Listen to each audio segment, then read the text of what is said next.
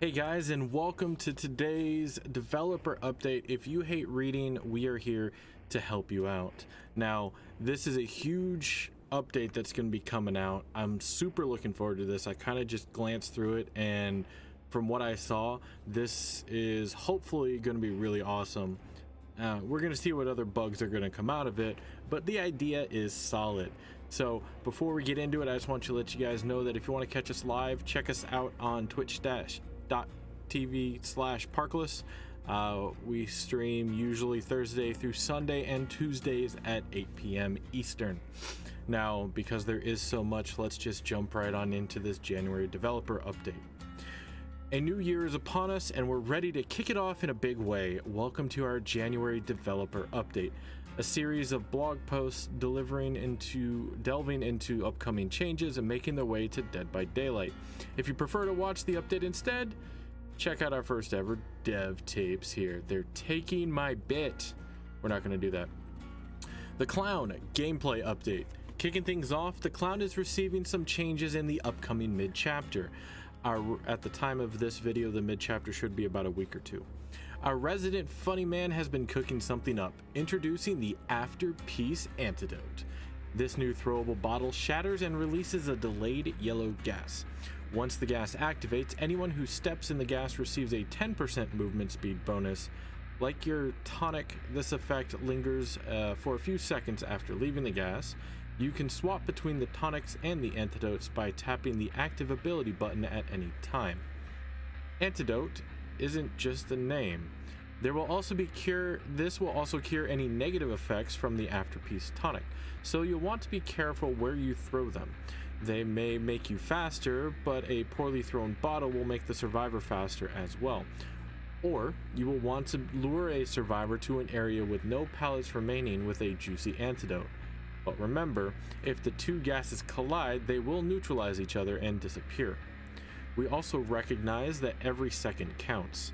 That's why we've reduced the time taken to reload the bottles to 3 seconds. It's down from 5. Reloading will give you 4 bottles in any combination. You do not need to reload tonics and antidotes separately. Last but not least, we've done a pass on the Clown's add-ons. There are some interesting new combinations in there that we're curious to see what you can do with. There is a HUD update, as you can see here. Out with the old and in with the new. We've all got some fond memories of in-game HUD, but after 4 years of additions, we felt that it's time to rebuild from the ground up. Seeing is believing, so here are a couple examples of what to expect. As you can see here, you have the survivors on the top left. Perks are still here.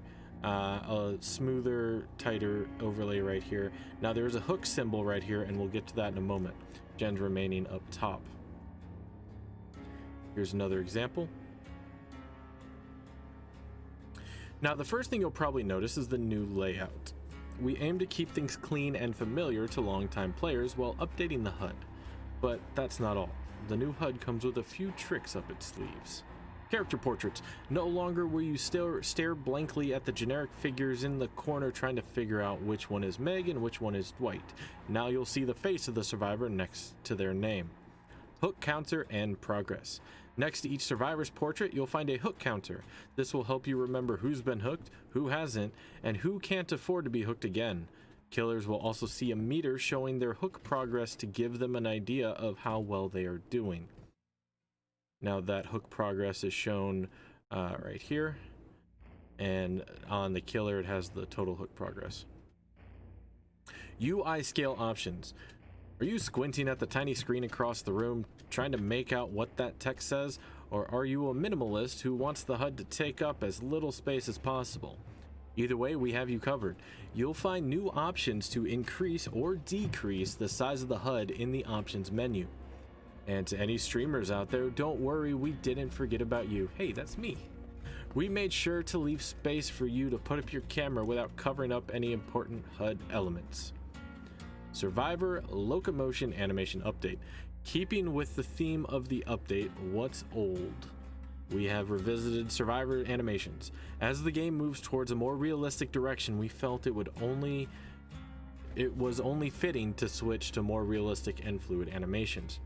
We have made a consensus effort or a conscious effort to not change movement itself. Your inputs, as well as your character speed, turn rates, and acceleration have not changed, while the actual movement of survivors has not changed. New animations can make it feel different to control. We'll be keeping a close eye out for feedback to make sure we find a compromise between making things look better while also keeping that feeling right. Let's see if we can get this animation update going.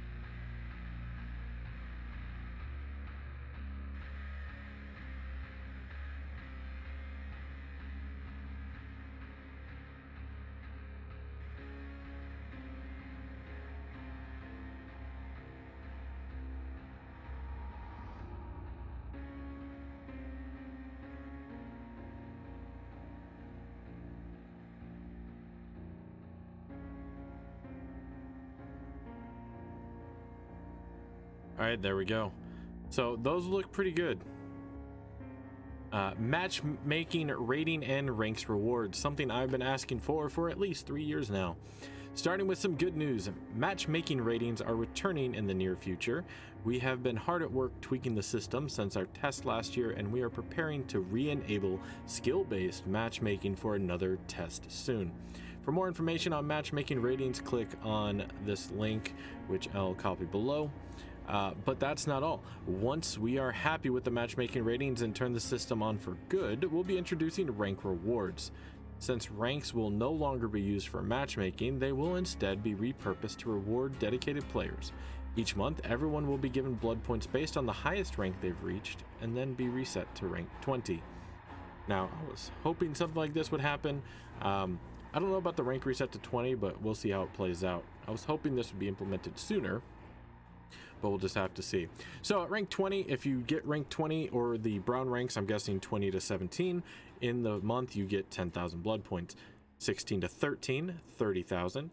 12 to 9, 100,000. 8 to 5, 200,000. Rank 4, or 150,000. Rank 4 is 200,000. 3 is 210. 2 is 225. And if you get the coveted, legendary, elusive, something nobody can obtain, rank 1, you get 250,000 blood points at the end of the month. That's pretty cool. You'll earn blood point rewards for both killer and survivors separately. For example, if you reach rank 1 on both roles, you will receive a total of 500,000 blood points. Now, onto the graphics updates. In case you missed the reveal, the next realms due for a graphics update are going to be Gideon Meat Plant and Crotus Pren Asylum. Here's a sneak peek at what's to come. So here we have the front lobby of the Crotus Pren Asylum, and then the greenhouse, and then we have a downstairs look at Gideon, and an upstairs look at Gideon. Miscellaneous. Finally, let's round off this developer update with a package of small quality of life and balance changes. I'm not going to point out that this says let's round of. Anyway. The Wraith, true invisibility. A keen survivor can see the Wraith while he is cloaked by a faint shimmer. To give him a small boost, we will be changing his cloak shimmer to only be visible when close by. The Wraith shimmer will be completely invisible beyond 24 meters, somewhat visible between 24 and 16 meters, and will stay the same if you are within 16 meters. The goal of this change is to make it harder for survivors to keep tabs on the Wraith while he is cloaked, while maintaining an opportunity for a survivor to react if you approach from the open. The Trapper, escape mechanic update. You stepped in a trap? Now what? Previously, you would have a 25% chance to escape a trap each attempt. This sounds simple on paper, but for attempt 4 attempts only adds up to about roughly 68% chance to escape. This makes traps pretty unreliable. Survivors could get out their very first try before you have a chance to react, or they could try dozens of times without escaping. When I play Trapper, you get out of my traps within 2 tries. When I play Survivor, I get out of traps in 12. To combat this, we are switching to a flat distribution. Each time a survivor steps in a trap, it'll take them between 1 to 6 attempts to escape. What does this mean in practice? Well, between 1 to 3 attempts, the chance to escape is lower than before. At 4 attempts, the chance to escape is roughly the same as before, or 25% chance to 68%. Not clear in the wording there. Between 5 to 6 attempts, the chance to escape is higher than before. Add-ons will reduce the chance to escape, will be updated to increase the possible number of attempts accordingly. Now, we hope to keep the exciting "am I going to escape" or "am I going to get there in time" moments while reducing the frustrations and making it easier to understand. Deep wound adjustments. Deep wounds have gone through a few iterations, and the once reasonable 30 seconds timer now seems a little too generous. We will be simplifying deep wounds. The deep wounds timer is now 20 seconds long regardless of how it was applied. The Legion add-ons that remove deep wound time have been adjusted accordingly. We wanted to add a bit more urgency to mending while also leaving room for edge cases such as needing to snap out of Madness 3 before being able to mend. Diversion, aka Pebble. Diversion has found its way to the hearts of many people in spite of not being particularly powerful. We believe the world should now have more pebbles. With that in mind, we are reducing the time taken to activate Diversion and simplifying its perk tiers to make it more usable at lower levels. Fixated. Don't you hate it when you get hit so hard that you forget how to walk slightly faster? Us too. Fixated will now remain active even if you're injured. Hex Undying. We've been watching this one closely, and there's a few things we'd like to address. Transferring the same hex multiple times can get out of hand. Hexes are meant to be strong perks that can be destroyed, and having to destroy the same hex 4 times can be a bit much. Since tokens aren't transferred when a hex changes totems, Undying was unpopular with perks other than Ruin, which does not have any tokens and is immediately at full power. Having aura reading on all totems also means it is a very powerful tracking perk on top of its other effects and is a little redundant with Hex Thrill of the Hunt. With this in mind, we are making 3 changes to Hex Undying. At any time a Hex totem is cleansed, it will replace the Hex Undying totem. Hex Undying is then deactivated. This ensures that the first totem cleansed is never your other Hex perk. Any tokens you've already accumulated are now kept with when the Hex perk transfers totems. This way, you're not starting from scratch partway through the match. Aura reading only applies to dull totems.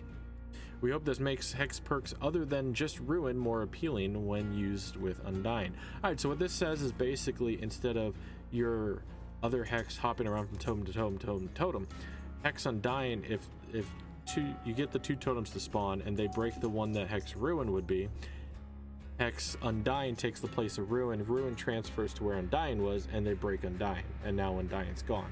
But your Ruin's still up, so it gives your Hex totem another chance. Iron Maiden. It could be very difficult to follow up and hit a survivor with 15 seconds of them exiting a locker, so we're increasing the duration of the exposed effects to 30 seconds. Alright, that might make it more viable. Open-handed. Open-handed makes for some interesting builds, but the low values meant that you needed to convince other survivors to stack to see any noticeable results.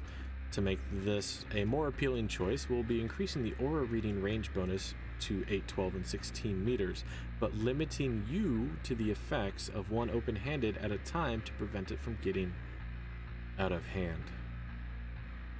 To that, one friend who really didn't want to run open-handed but did it anyway because the rest of the group wanted to, you're welcome. Second Wind. Another simple one, we are reducing the time it takes Second Wind to heal you after being unhooked. So it's already like 30 seconds or something, so maybe 15, 10. With that, we've reached the end of the developer update. All the changes mentioned above will be available for testing in the player test build earlier next week. We look forward to hearing what you think, DBD team. So this is a ridiculous update coming out. The mid chapter is looking pretty nice. Can't wait to see what the archives are going to be like. If you liked what you saw, make sure you hit that like button, and if you want to see more, subscribe will definitely help. You guys know how YouTube works, but until next time, in case nobody told you, we love you guys, and stay safe out there.